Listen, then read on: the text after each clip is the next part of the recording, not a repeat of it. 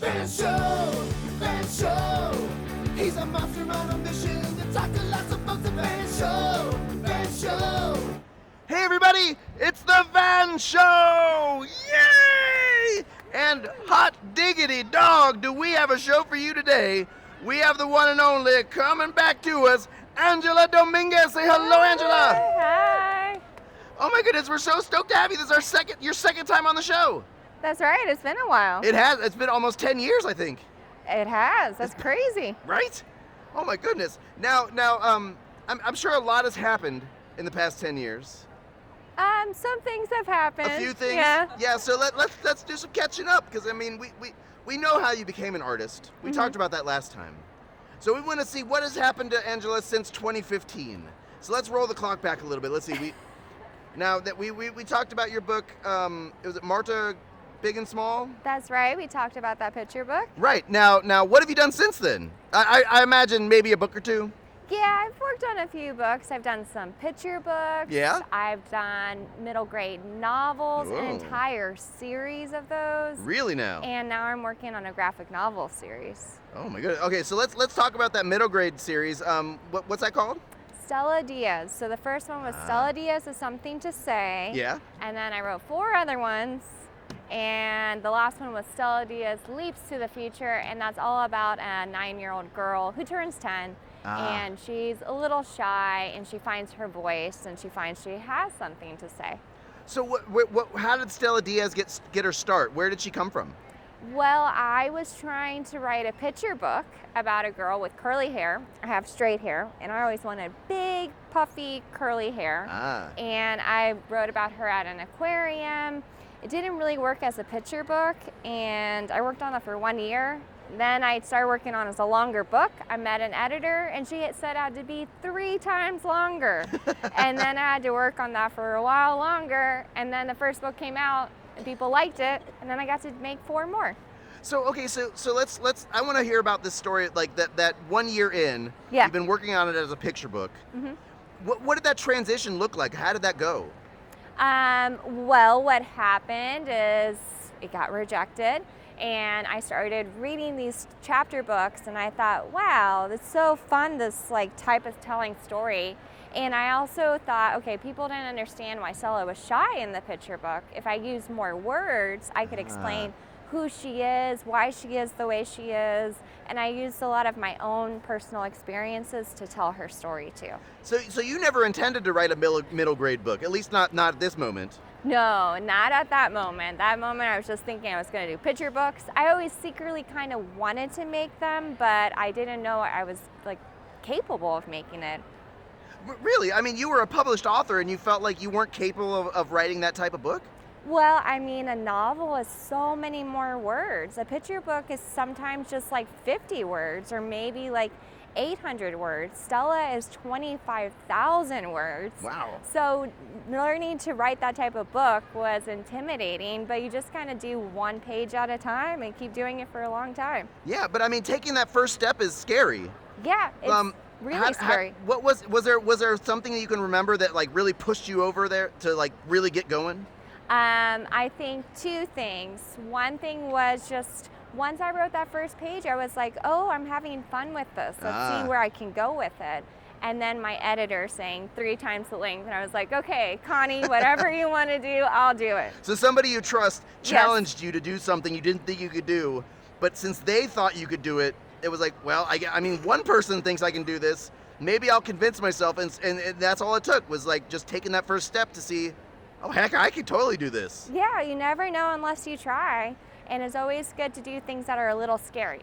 And then it turned into what, a 6-book series? A 5-book series. 5-book series. Yeah. That's incredible. Yeah, that was really cool. Very cool and well received, I imagine. I mean, usually publishers don't let you get more than 1 or 2 out before they're like, well, if no one's buying it, we're not doing this. So sounds like a lot of people like this book.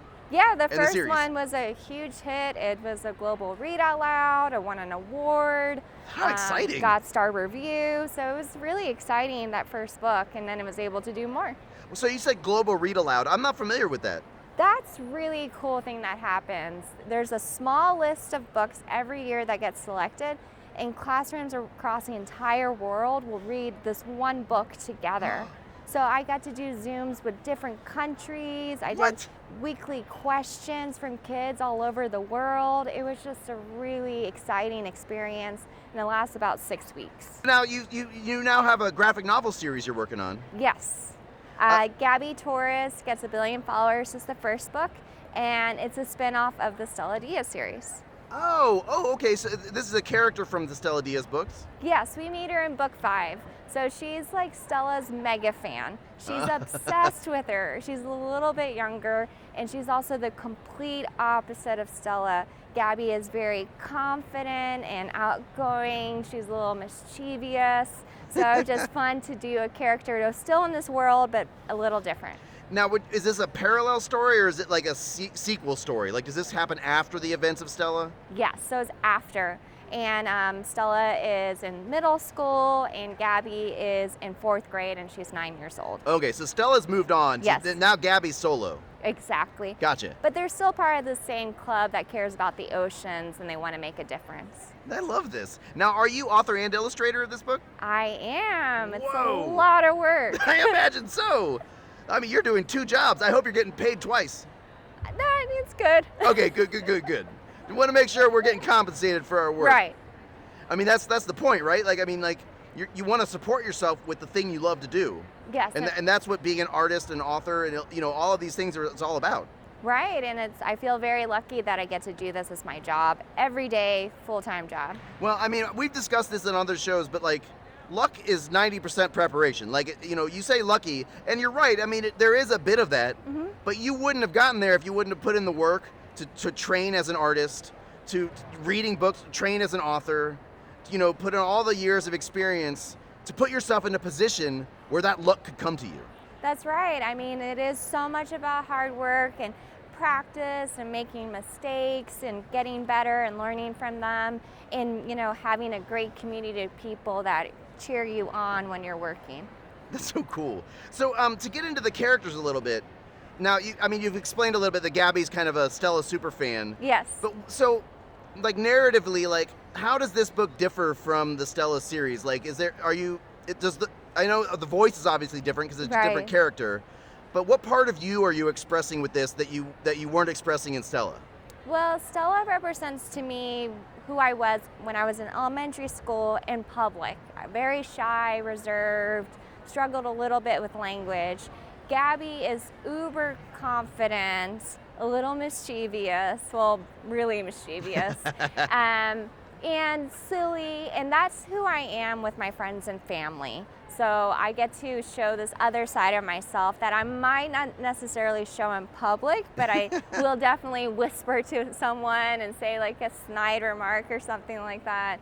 So it's really fun to indulge in this other side of me. So I like to tell kids or anyone that you can use different parts of your personality to tell a story. Now, this is the first book. You said you're working on a few more already. Yeah, so I already have finished book 2. Book 2 comes out in December of this year, 2025. And then I'm working on book 3 right now. So I'm about to start adding all the color, which is a lot of fun. And book 2 is all about baking. She wants to be in a baking competition, but she's not the world's greatest baker. Okay. Even though she once thinks she is. Right, she's confident enough. Yeah. She learns that it's all about enjoying the process in that book. And that is, Gabby Torres is the best winner ever. Book 3 is my mystery novel, and I'm having so much fun because I love books where people, or stories where they're kind of getting suspicious of people and they make up these crazy stories in their head. So this one is Gabby Torres Knows What You Did. And it's about her neighbors and her spying on her neighbors, which is not a good thing to do, but it's very funny to read in a book. So the way this challenge works is it's a 30-second portrait challenge. Okay. So I'm going to challenge you to draw me in 30 seconds. Okay. Now, keep in mind, this is going on my refrigerator. Okay. So you know, no pressure, little pressure. Okay, but I want you to do this drawing with your non-dominant hand. Ooh. Yeah, bit of a handicap, but I think you can do it. I think so. I have faith in you. Okay, thank you.